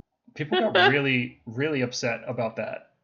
The arguments that came out of that video were nuts. Okay, we're getting derailed. All right. Okay. Another category here we have is prayers, just because I wanted to differentiate this from magic, because magic and anti-magic are kind of very distinct things in the rules. And most armies are going to have a 0 in prayers, and that's okay. That's fine. But it's like the armies that use prayers, it's like how impactful are they? Well, for Stormcast, it's at least a 4, right? It's like we have the one prayer. We have one prayer, we love it, and we love using it, and it's so good that we have High Priest as a command trait a lot just to use it. But compare that to something like Daughters of Cain, who might bring 3 or 4 priests, even as soon as we leave this stupid battle regiment meta, who would want multiple prayers going on at the same time. It just seems like that would be more like a 5 in prayers, whereas super heavy reliance on a single prayer per turn, and frankly, you don't even use a relic in every list. Like you usually do, but not every single list. So that's kind of the prayer category. We just did this whole stream talking about speed versus mobility. Stormcast are like a 2 in speed, right? Most of our units are slow. We have mobility. Most of our units cap out at about 12 inches. We have a couple of really overpriced dragons that go 14 inches. We are overall a slow army. Inches, but well, no, the big dragons, Karandus and Karazai, go 14. Oh, that's right. Yeah, really. Okay, sorry. We have a lot of really expensive dragons. Yes. And with the 12-inch move on a lot of our hammers, that kind of props us up, I think, a whole point. I think giving Stormcast a 2 in speed seems about appropriate. It's about as fast as like Fire Slayers would be. But in terms of mobility, we're looking better, right? Like we're not as slow as just our movement would let us off as, because we have the reserve deployment, we have translocation. So that's we're doing okay there. Defense, I think Stormcast are also a 5-star defense army.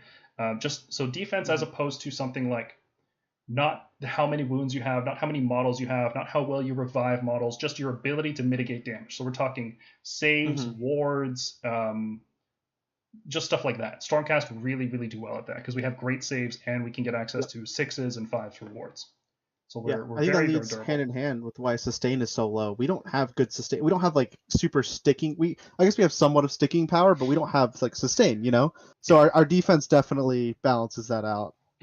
Yep. So sustain also involves summoning as well. So your ability to just bring bodies back, bring wounds back, stick around for longer, have more board presence after the initial engagement. All of that is kind of wrapped up. We were looking for a word for this one for a long time, and we settled on sustain. Stormcast, our sustain is call for aid to bring back 5 liberators.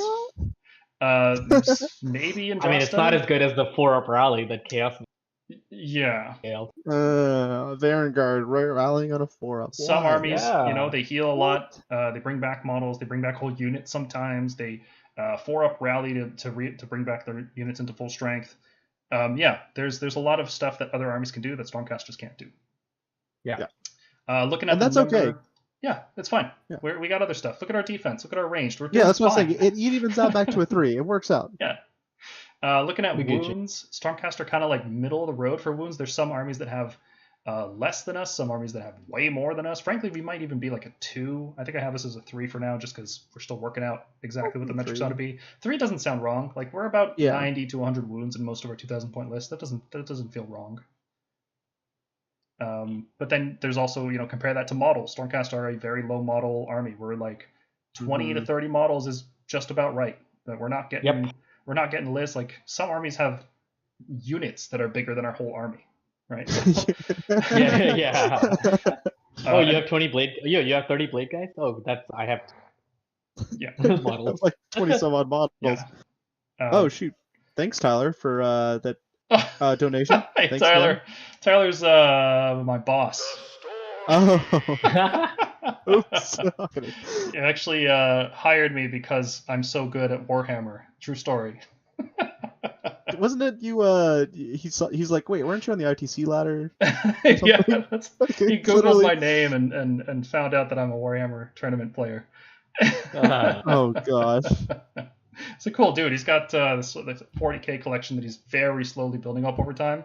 I think he paints like a model a year. It's really great progress. He's a cool dude. Thank you, Tyler. Now, I do have Star-Lord- to ask go ahead. Paul for like the models. What would be a 1? Because why aren't we a 1? Gargants. Oh, okay. Sure. That's My it. bad. Gargants are a 1. That's Wow. the absolute lowest you can be is Gargants, which is 4 models sometimes. So Okay, fair. can't get less Fair. than that. We are really low on model count, but we're not that low. Yeah. So what would you guys say would be like a 5 in Magic? I'm thinking like Lumineth, Seraphon, Lumineth, Tzeentch. Seraphon. Skaven, actually. Tzeentch. Skaven can do it. Skaven is, in my opinion, though. When I say a 5 in Magic, I mean the Magic has to impact the board pretty heavily. Sorry. Skaven are really good at Magic, but their Magic often isn't that important. It's like, okay, Death Frenzy, and I'll move Thankful up and Warp Fire. But it's not like Tzeentch, Magic, where Magic is like their entire identity. Like they will do a bunch of more wounds. They will put Shield of Fate on. If they cast enough spells, or if you cast enough spells for them, then they'll just summon off. And same for Seraphon. Seraphon just do so much. It's like, I'll kill your support heroes in 2 turns. I'll put Mystic Shield on something. I'll, just like, here. I'm going to save up my magic for Constellation so I can summon stuff. And I'm all doing it at +4. The best. Okay. Tyler points out that we're missing a very important metric on our radar chart here, which is the rule of cool. Oh gosh. How cool the army is. Well, unfortunately, that's hard to measure. I'd love it if every army was a 5, right? Like that is the most important thing, though. When you're picking an army, it shouldn't be based on anything except how cool you think it looks. That's the most important thing. Everything else is downstream of that. Because if you like the way it looks, you're going to like the way it plays, probably. Unless you're Gits. There's a Men's Warehouse joke in there somewhere. I don't know. I just want to point out a question that Star-Lord had. I think that's a great question. How do we survive enemy sniper units? Scions of the Storm. Yep. Yeah. So, Star-Lord, the way to answer this is the most common units you will face are either like Stormcast and a Mirror or Lumineth Sentinel, or like a Wind Spirit. Everything else you will credibly know the threat range of, and in most cases, Vanguard Raptors, for instance, that are our snipers, outranged. Generally, like you would know how much a unit moves and how far they shoot, and you can typically deploy them outside of. Scions is how we protect our guys. So you want to deploy your Raptors and Scions whenever you face an army that can Alpha Strike snipe your Vanguard Raptors off them. And then when it's your turn, you drop them down in rage, and the first target you shoot is the unit that can kill them. And let me give you an example of that. Let's say you're playing against Crew Boys. And Cruel Boys Mhm. have a shooting unit that shoots 24 inches, and if they don't move, then they can only shoot, I think, 12 inches or something. Correct. Mhm. But Correct. you 12 inches. know, Cruel Boys, those models, as soon as they're on the table, you know that 24 inches, I can get shot in that range, but anything outside of that range, I'm totally safe. Mhm. Because Together. Cruel Boys have no ability to teleport, and they can't move their units before shooting if they want to keep that max range. So you Yep. can just deploy your unit safely 24.1 inches away from that. And you're safe. They can't do anything about it. And that's probably why Cruel Boys is not a very good faction right now. Starlord followed it up. I was thinking gaming craziness. Yes, I think Storm Fiends have like some absurd range on their. Yeah. I think it's like wind launchers or something. Like they have like 34-inch effective range. And they also ignore line of sight. Yes, I mean in that instance, your goal should be to get into melee with those units as soon as. Mm-hmm. You are going to try and shoot them still. Like I am still going to target. Raptors are still going to target Storm Fiends. But often what I will do in that matchup is they usually have like a thin line of like Clandrass protecting them or something. You make a hole with the Raptors and then you charge Yeah. with like a wild form Fulminator or a Annihilator unit because that's currently my hammer choice. Mhm. But yeah, that's basically how you face. Yeah, Yeah. so if you're a new player, you may not be aware, but if you are if an enemy unit is within 3 inches and you have a missile weapon, you have to target that enemy unit before you can. So you basically the short version of that is you can't shoot out of combat. So if you engage the Storm Fiends with a melee unit, they can't shoot anything else until that melee unit is destroyed. So that's why Murgonk is saying you should charge them, first of all, to kill them, but also to put something within range so that when they go to shoot, they can't select anything except that melee unit. And this is where a unit like Prosecutors or Chariots come into play. Chariots are really good for this. Yeah. Perfectly on theme. Chariots are really good because they're fast. 12-inch move kind of gets them. It lets them do these kind of maneuvers that other units wouldn't be able to. Like trying to do this with 5-inch move Liberators is going to be rough. But Chariots are also super durable with their 12 wounds and 3-up save. They're really tough to shift. They're going to have to dedicate a lot of damage to kill that Chariot before they can shoot anything else. Yeah. Plus, if they have any pluses to hit bonuses, Chariots will be natively -1 to hit charge. So survive for sure. I think one of the hardest ones when I was first starting out was dealing with Lumineth being another army that has teleport shooting and has a shooting unit that we can't, with Raptors anyway, we can't really, you don't want to be shooting Sentinels with your Raptors. It's not going to be a great time. Like it'll work all right. Like they have a lot of wounds. That's the thing. Thing is, what? Okay, so just kill them. Yeah, no. For me, shooting them was fine. Shoot them with the Raptors. Yep, that works. No, think- I'm fine shooting them with. I think it depends. I mean, obviously, this is like advanced tactics, but my recommendation is if they're like in the corner and you can't get to them with melee, then you're shooting the sweep. Sure. But yeah, as the castle moves forward and they create those like backline spaces, yeah, no, I'm fine shooting them. Yeah, I mean, it's definitely a case by case on that one. But I was going to mention that sometimes you're not able to shoot those sniper units, and you want to make it so that, for example, with like teleport shooting, you want to make it so that your Raptors are in a position where they're taking out some of their threats that are going to be holding the board. Because you have to remember, shooting doesn't win the game, right? Yeah. Melee wins the game. Movement wins the game. Exactly. So sometimes you do want to be shooting the parts of their army that are going to let them win. Yes, and I'll give you an example of that. In my Seraphon matchup, my opponent Gavin, super good player by the way, LVH. Oh yeah. He told me what Skink Priests do in his army, how they like enable all of his like Bastillodons and that long range shooting I that told they have. Well, you did too. Yeah. Okay, well I asked him anyway. Like I was like, I don't know, I was nervous. But anyway, so he told me, and I literally had to deploy my Raptors far up to where I could shoot his Skink Priest. I didn't care if my Raptors died to the counter battery at that point because I had sufficiently like crippled his army enough to where I had a pathway to victory. Exactly. So, crippling damage. I'll steal that from Art of War. Yeah. Crippling damage is important. Sometimes, like I have won a Lumineth. I say the Lumineth matchup because it was one I always found a little bit tougher, just because I sacrificed my Raptors. Sometimes you have to make these trades, but you need to make sure that you cripple what you're facing. So, like, army knowledge is going to be really important as well. But enemy sniper units, it does depend army to army basis. Do they have teleport shooting? Are they someone that you can just sit outside of their range, just like Paul said? Cruel Boys is an extremely perfect example of that one. But even like snakes, for example, you can be out of their range and be hitting other things. Because with them, it's really hard to also shoot bow snakes because they can just rally back. It's still worth hitting them because if they rally back, they can't double tap because they're still using a command point in the hero phase. So Oh yeah. little things, yeah. Don't That let happened people to do me. that. Don't let people do that. Yes, do not let people do that. Oh, That happened to me. man. on that topic, That happened to me at LV. Lumineth are going to destroy Daughters of Cain. The Daughters of Oh Cain yeah, double that tap list, build is dead. it's over. Yeah. Lumineth are going to over. kill that build. All Lumineth are going to do to the meta is just kill snakes. Like that build is done from a competitive standpoint. And honestly, if Battle Regiment doesn't leave us, Daughters of Cain are in for a rough time. Really rough because Lumineth one drop every time, and they get their 5-up ward, and they kill your snakes before you have a chance to do that. And whatever's left while you're spending double command points on everything, and that army can't afford it. So, yeah, little more advanced talk there. Okay, back to the topic at hand. Moving on.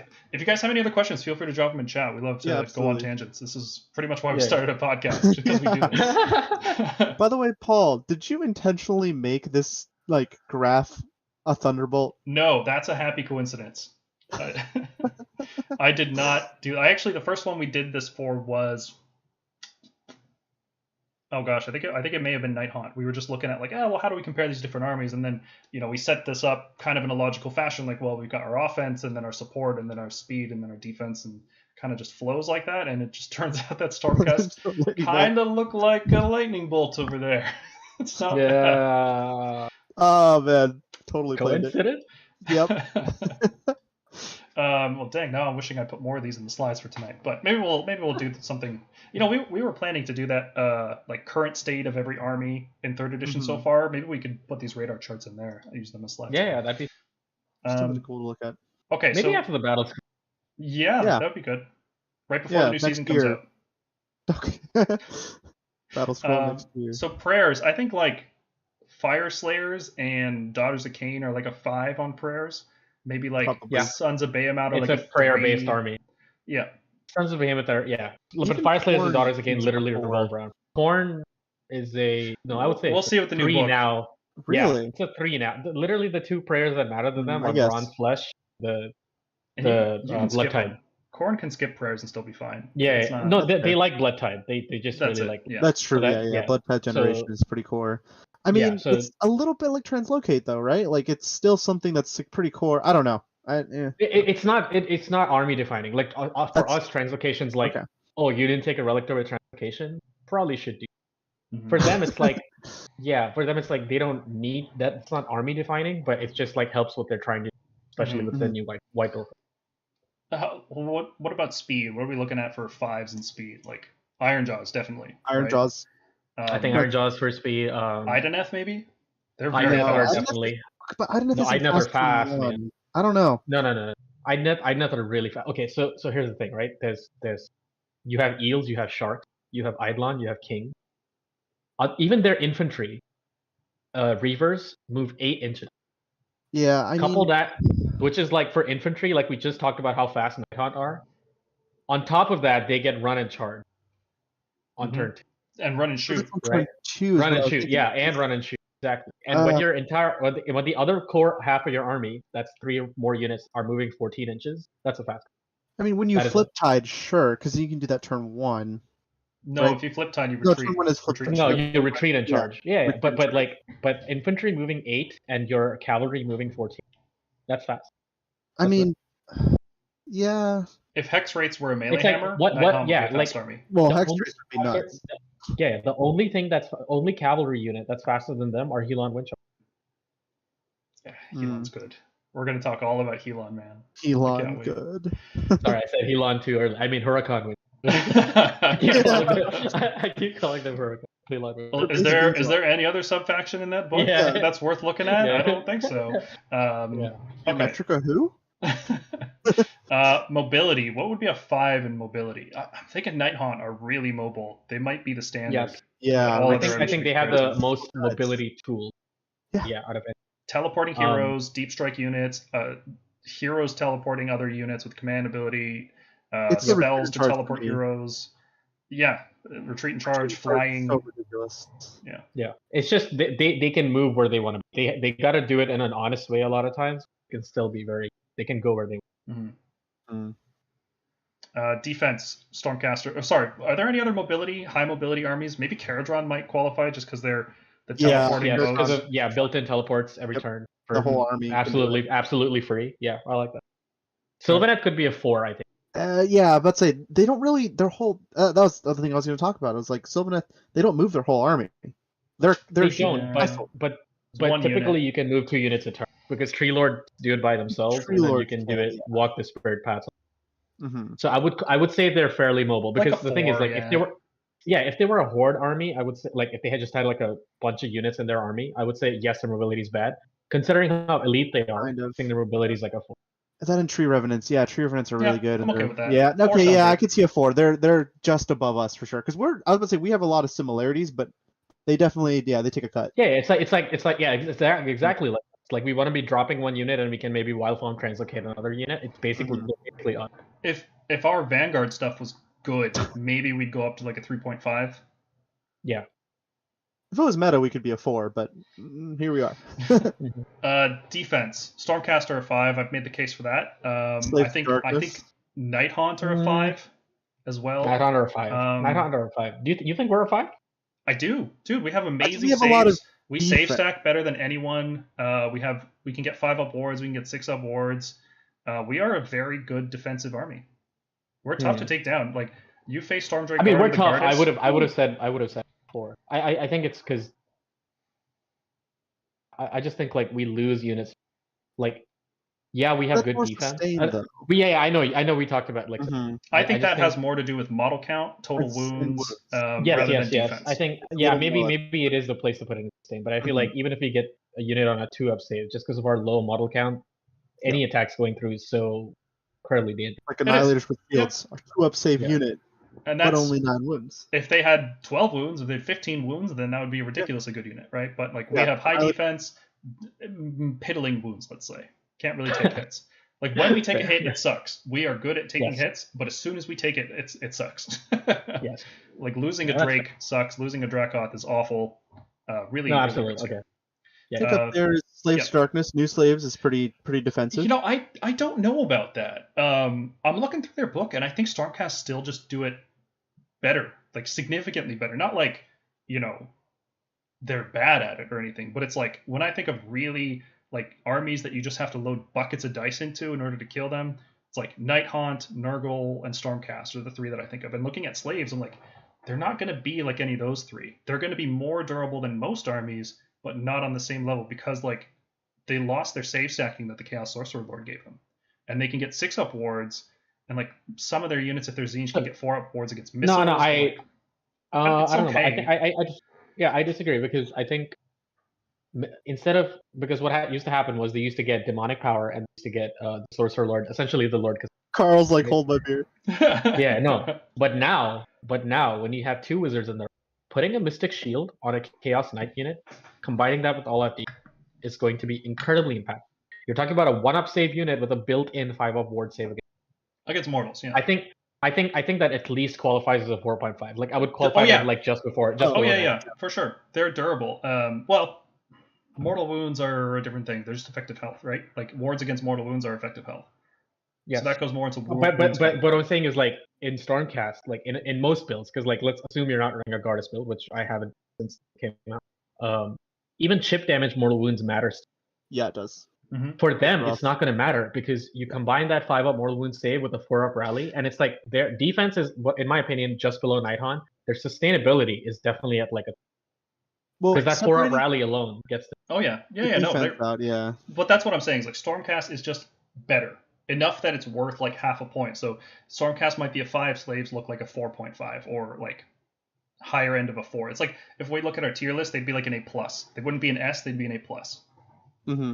Something like that. And yeah, like Carl said, like 3-up saves pretty much across the arm. Mm-hmm. Unrelevant things, yeah. Where would you put Nurgle then? Because I know Nurgle, for example, has higher wound count than us, but maybe like their defense, they start on a 4-up usually. 5+ ward across the army, man. It's 5. It's 5. It has to be like the effective health of Nurgle. It's like, think of when you're playing against Nurgle and you're like, oh, it's taking me so long to chop through this stuff and I have to dedicate so many resources to shoot this unit. Like that's high defense, and that's how how people play against Stormcast, and that's how you feel playing against Nighthaunt. Is like you want to overkill it to make sure it just dies. I was just wondering Yeah. because, like, for example, like defense versus wounds, I feel like Nurgle hits like a 4 in wounds and 4 in defense, for example. I'd say I 4 don't in know. wounds and 5 Maybe in defense. Army-wide 5 up with all the different debilitations that they can do. There's like -1 hit that's effects in the true. They have a army. lot of defensive Yeah. tools, And, like and the helm or the stench, whatever it is. I would Yeah. also put Lumineth, if they get their defenses up, they're a 5 in defense. They're so durable. They basically turn units of wardens into ghosts, right? 30 wounds, 4 up ethereal, 5 up ward. Also, Shining Company to be -1 hit. Also, you're spending 2 command points to use all out attack, which means you're just not using all out attack. They're super durable if they get their stuff off. As soon as all their buffs fall off, they are just garbage. They just crumble. So Lumineth is like a caveat. It's like a 2, and then if they get their spells up, they're a 5. I mean, it's like yeah. I would say like Nurgle and Nighthaunt are probably the pinnacle of as far as defense goes. Especially since they essentially do the same thing. They want to be doing the same. Nighthaunt with the Scorporate and like I think the spell's called like Shade Mister, which gives them like a 5-up ward. Well, till the next. Are Nighthaunt and Nurgle significantly better at defense than Stormcast? Do you think? Like, would those Yes. 2 armies be 5s, and then Nighthaunt- Stormcast slaves would be 4? Yes. Yes, I think so. Nurgle has defensive tools because the other thing I would consider, like for example, overpowering stench to be a defensive thing. That's the shut off commands, right? Yes. Yeah, it prevents all out attack as well as all out Yeah, defense. I would consider a All-out lot of their defense, things to be a lot of their tools. They do have a lot of defense. Now that I think about it, I think they are a 5 in defense and a 4 in wounds for sure.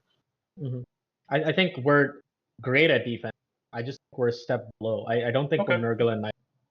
That's fair. In We can pure do defense, armor really well, but like I don't know. the fact that we have to take 150 here to get a ward save in a very particular faction, and that is not our only build. It's not like that's what everyone's doing. Well, we got to recognize our perspectives are a little skewed here because you play Knights Excelsiors, you don't have a fancy ward, and Whereas I Dan play a lot of Hollowed Knights. plays a lot of Hammers of Sigmar, which is a 6. Oh, I play a lot of Hollowed Knights. Do you? Okay. Well, I play Gardas all the time. Okay. Gardas Well, I love Dragons. Gardas as well, so I think of Stormcast as like 3 up save, 5 up ward, right? That's But how okay, I think I'll of put it Stormcast. this way: it's a positional ward save as opposed Yes. to a board Yeah. wide one, which And- makes a difference. I Yeah, still maybe think that's worth a when we point. boil Sure. it when we boil it down to just pure defense, we are a 5. Because if you're just looking, because a lot of our weaknesses are from sustain, wounds, and model count.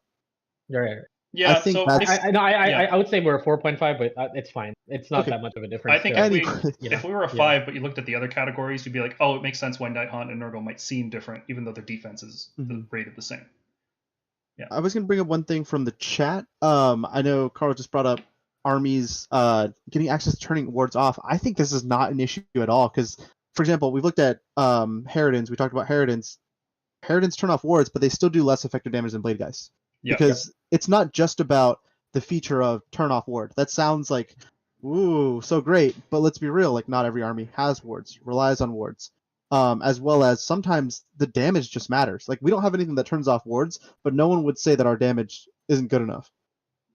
Wind Chargers do good damage as well. Like double reinforced unit of Wind Chargers in Helon is 45 shots. You can be on 2s and 3s, rend 1. So like that's good damage output. Not amazing, right? But it's good, like really good. The problem with that unit obviously is that you die immediately after doing that. But they're being able to shut off wards is a nice like scalpel meta pick. It's like, oh, there's a lot of wards. Maybe I go double reinforced Wind Chargers instead of just single reinforced. Like they're fine. I think being able to turn off wards is an interesting ability in the way that they've implemented it so far across the game. I like that it's not the best ability though, the go-to. Because like if Harridans were just strictly better than Blade Guys, that wouldn't feel great. Yeah. Okay, sustain. The ability to heal wounds, bring back models, add more models. All of this is kind of in this single category. What would you guys put as a 5 in sustain? My first thought is like Soul Blight Gravelords. Soul Blight Nurgle.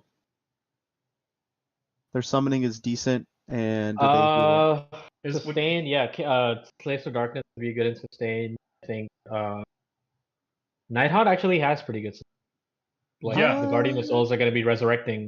Yeah, Guardian resurrecting, Spirit Torment resurrecting. Spirit Torment. Yeah. I would say Ossiarch, if they weren't in a bad place because of just how the general design of their tome, had pretty good sustain. Like you can kill a lot of Mortec Guard, but if they have a Harvester alive behind. But that goes to wounds and defense, though. That's okay, in fair. pure sustain turn, right? When you want to distill it down, sustain. But in their resurrection tools, they just have a lot going on. Because if they bring like an Archon and a Bone Shaper, that's like 6 models a turn. 3 elsewhere. I would say Sylvaneth have pretty good sustain. Mm-hmm. If you look at their tools, they got Really? a lot of healing. They've got Yeah.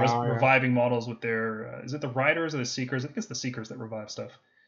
Seekers arrive Lancer. Yeah. Also, It's not quite a 5 though. Like if I had to pick one army to be the standard to judge all other armies off of with sustain, I'm still going to Soulblight because they bring back whole units. yes. Yeah, They have- Soulblight is pretty good. They're probably the gold standard of 5. Yeah. Gits could be because they bring back models, but it's very conditional. But they're Gits just need a bad new battles. book before I Yeah. think about them more. Yeah. But I think the 4-up rally for Chaos helps. Mhm. With But having a brings 4-up them at rally least is to a like 4. that alone gets you a 3. Just Yeah. it's so strong. Yeah. Even a Yeah. 5 up And is still it's good. not even like conditional like it is for the Fire Slave. It's around not around like a battle team. Mhm. It's on board wide. Same. Beast of Wounds. Chaos, I would say, have good system. Good Oh, yeah. sustain. Yeah, Like, they summon a Summoning lot. and- They they generate summoning pretty easily. They have a 4-up rally because of the Hearthstone exchange out every turn. Yeah. How about Zinch? How's their summoning working out? I haven't played that many games against them yet. In the Summoner faction, whatever, the Mhm. Guild of Summoners or whatever, it's really good. They're pretty much always guaranteed gonna summon Lord of Change. Yeah, that's what I've heard. Is you can summon like 2 to 3 Lord of Changes in a game. Yeah, if you'll play summon your card right. two, like 1 guaranteed, 2 very easy, 3 maybe depending on how Mhm. your opponent's shooting is. Mm-hmm. Zinch is very, very good in. Yeah. Where would you You guys do still have put? to build for it though, so I wouldn't put it as like a top tier sustain, for example. Where would you guys Yeah, put yeah, but Sarah no, Pod? also you don't have a lot of melee tools. Like I think Zinch has to, believe it or not, we did some analysis and maybe we'll do a review on. I think Zinch will have to ally in 10 Chaos if they have any hope of beating Gargans. They Yeah. want any hope of beating. Well, if they They nerf do the are Kronspine getting finally. That army can't beat Gargans because Zangar That's will true, kill one Kronspine Gargan and is get deleted. Yeah, and if helping the them a lot. especially Kronspine is literally holding that crutch up. Mm-hmm. Yeah, if we had to judge Zinch on like their damage output between melee and range, they'd be like a 2 in melee and like a 3 in range. Like their damage output is not super high. I would say a 3 in melee because they do have access to Arcane Suggestion, and Zangor are pretty good because they have like the Roar aura around Mhm. Zangor on discs. I mean, Okay, sure. they just That's because they still reach not out very 6. impressive. Yeah, But yeah. yeah, they reach out 16 inches. They hit you, and +1 to hit and wound if they're going second in the battle round, which they're going for a bat round. Why not? That's Mhm. true. The Screamer build for Mortals though. That's kind of interesting. Yeah. So I think they at least that earns them a 3 in melee. Yeah. How good Zangor are, but yes, they are not a melee army. They are very definitely a Mhm. ranged army that is just trying to drown you and summoning pig Yeah. wound. Cast. Speaking of drowning you in wounds, what's a 5-star wound army? Again, Beast of Soulblight. Chaos. Beast of Chaos, Chaos. Soulblight, Oh, yeah. Gits. These are the high wound count armies. Mhm. Yeah. And some of that is just points, unfortunately. Yeah. I think it's not even points. It's again, like we talked about it. Like you can delete Gits. Gits and Beast of Chaos will bring almost the same level of wounds to the battlefield. The problem is Battle Shock and 4-up rallies. Once you start giving Beast of Chaos rallies and summoning Battle Shock immunity near the or like halving Battle Shock losses near the Hearthstone, that becomes a problem. Mm-hmm. That really, really adds to. Whereas Gits, it's like you'll just delete entire units. They have to remain very close to the shrine for Battle Shock. Mhm. They don't have a 4-up rally. How crazy do you think Gits get if the Battle Shock immunity from the Loon Shrine was like something crazy, like board wide? Yeah, I don't think they get crazy because they don't have the efficiency of Dragon. It's like they can spam Grots, but ultimately there's still Grots that hits on 5. Do you think that would be enough though to help them out? Sure, right now. It would help. It would help. Everything I think helps the them easiest right thing now. to do. I think Yeah, I the was about to easiest say thing that's to do. I was kind of thinking of simple. Yeah, I think what hurts them right now is mainly bounty.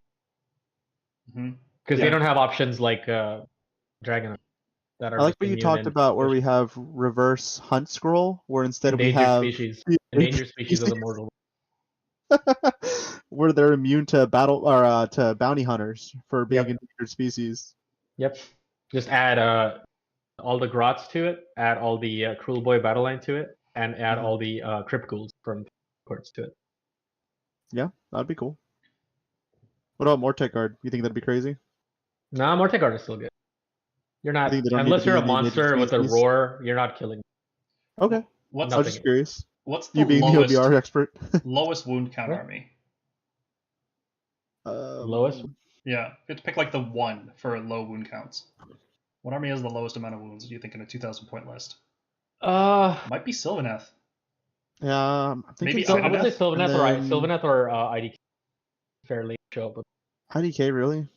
Yeah, If they're because not- it's IDK kind of goes, lower. Yeah. Yeah, if they're not bringing IDK bugs. typically go 20 Reavers, King, either Eidolon or Tidecaster, so that's like 12 wounds, 7, 19, 20, 19, 39, a group of 6 eels. So yeah, they're typically like around 80, 70, and the same for Sylvaneth. Okay. Yeah, you can get some real low values with Sylvaneth. Yeah, elite and efficient. Mhm. That's it. Model count then. Gargs are a 1, Stormcaster a 2, Gargants, right? yeah. Like maybe like a 1.5 for Stormcast. I think that's what we have them at Yep. there. What's the 5 Iron star Jaws. for models? 5? Oh, Soul Soul Blight. Blight. Yeah, I mean, it just comes down to. I feel like wounds and models are almost always correlated. Just, I mean, sometimes the ward counts for it, right? Like Nighthaunt might be a 4 on that just because the ward, even though they don't have the highest amount If we're of models. counting effective wounds, it's Nurgle. Because they can have Yeah. 5 Gargants worth of wounds easily. But Yeah. in as far as like a normal build that you're going to see, obviously you can build Soul Blight to be literally, ridiculous amounts of wounds, but like Yeah, you can build them to have you're 240 Yeah. more zombie wounds or something. But as far as a list you're going to see often, effective wounds, it's Nurgle, Yep. which is ridiculous. Soul Blight's up there too. Like I remember last year we kept talking like, oh, what happens if somebody brings 60 zombies? How are our long strikes and grand hammers going to cut through that? And the answer was they weren't. They weren't going to cut through it. And then they said, Horrorghast. have a Horrorghast, son. Yes. Blessed Horrorghast. Blessed Horrorghast. Oh, guys, Rare Gardas is about to GW win. Rare GWW. Gardas is climbing back up in the pole. He's about to come up ahead. Oh, we really? Yeah, look at that, 44%. Really, yeah. Dude, Gardas is my boy. I have used him way more than Bastion by a mile. Yeah. He's half the cost. Yeah, You can use him twice as Bastion often. points suck, bro. Yeah. Bastion points do suck. Bro, if Bastion went to 250, 260, like all these like Golmarads If hitting dudes are Altarion coming can be out. 240, so can Yeah. Bastion. Altarion is 220 right now. 240. Oh, he's 240. 240. Yeah, 240. Bastion could easily be 275. What do you? Bastion could be 240. Bastion could be 240. Honestly, he's He's not. just, yeah. He doesn't I'm do like, that you're much not- damage. Yeah. So like, I was thinking about it. I was like, does this kill a Bloodthirster? Or like, because I don't know if you've noticed it. They're upping the wounds on all these models. Everyone is like 18 wounds Mhm. at the minute. Archaon's 25. That's Yeah, crazy. Archaon's 25. With So the ward, Bastion is not going to kill these 18 wound heroes in single round. Gosh. I think Archaon Bastion. points. 3.5. 3.5. 3.5. 3.5. I don't think we'll get any updates until Sigmar. Meanwhile, I'm gonna write some email. That's true. Cities of Sigmar is our 3.25 book. Yeah. I can see it. Stormkeep is going to be hype, guys. I'm calling it right now. Gosh. that No, would be- I think Cities of Sigmar is gonna be hype because they're gonna have actual allegiance. We're gonna That's run fair. because if we're running Stormkeep, if your dudes are not Scion into the battlefield, you might as well just front place it. Well, let's have no mistakes here. When we say Yeah. Stormkeep, we're not talking about the Stormcast Stormkeep. We're talking about the cities of Stormcast Stormkeep. Yeah, Cities of Stormkeep. So BCP has a question in the chat. What's the best counter for Nurgle as Stormcast Eternals? I've got one, but I don't see what you Go. guys say. My go-to is crossbows, and Mm, I love crossbows against them. Just so much damage output. Long strikes Yeah. never feel like they're enough. They're just a few points shy every time. They're accurate and reliable, but they just the raw damage output ain't there. And against 4-up save, crossbows just love dumping damage into them. Chariots with Gardas do really well. I'm kind of on a chariot kick lately. Save stack Stormdrake Guard are really good. Nurgle doesn't do very good damage, so save stack Stormdrake Guard with the Gardas backing them is really, really effective because you can tie down a whole lot of their army with just that unit. mhm. What else? Because you don't get tied down. I actually think, dude, I'm hype on Annihilators in Nurgle. Like I it's like just Annihilators. you just Yeah, because they don't get pinned Overkill. down. You Right? get past a lot of the defensive tools. Like they Mhm. have that overpowering stench or whatever, that 7-inch thing. but You don't care because if you're charging into 4 Blight Lords, you're gonna get a +1 hit. With Like, Knights okay, Excel, or too. you can or you can like avoid it on a corner and then basically still all out attack outside of that 7-inch range because I think it's wholly within, right? Wholly within. I believe receiving is just within, and then giving out is wholly within.